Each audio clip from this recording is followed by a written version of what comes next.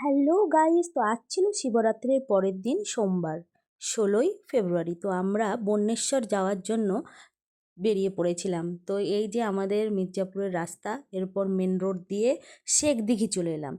আমরা টোটো ভাড়া করে নিয়েছিলাম। আমি, আমার মা, পাশের বাড়ির জেঠিমা, আমার কাকিমা আর আমার ভাইজি চলে এসেছিলাম বন্যেশ্বরের মেলায়। এটা প্রায় মহাভারতের সময়কার শিবলিঙ্গ। এখানে প্রচুর মাহাত্ম্য আছে এই শিবের।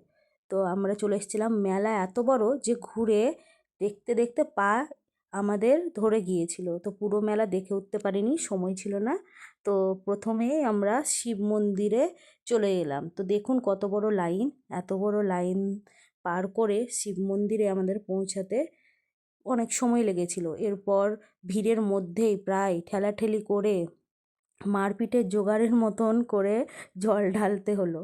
তো শিবের মাথায় কি পড়লো বুঝতেও পারলাম না, বেলপাতা পড়লো কি পড়লো না, ওই দিয়ে আমরা শেষ করলাম। এত ভিড় যে বলার নেই। সকলে মানে ভিড়ে ঠেলাঠেলির মধ্যেই পুজো দিল। এরপর বাইরে এসে বলির এখানে পুজো দিয়ে দিলাম।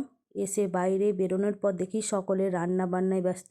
চা খেয়ে নিলাম, উপোস ভঙ্গ করলাম প্রসাদ খাওয়ার পর। এরপরে আমরা মুড়ি খাওয়ার জন্য স্কুল ঘরের দিকে এগিয়ে গেলাম। স্কুল ঘরের এখানটাতে একটা বিশাল বড় উচ্চ মাধ্যমিক স্কুল আছে। এখানে মুড়ি খাওয়ার পর ফুচকা খেয়ে নিলাম, একটু মেলা ঘুরলাম। মেলা ঘোরার পর কিছু কেনাকাটি করার পর আমরা চলে আসছি আবার বাড়ি। এবার রাত্রেবেলায় আমাদের এখানে শিব মন্দিরে লুচি আর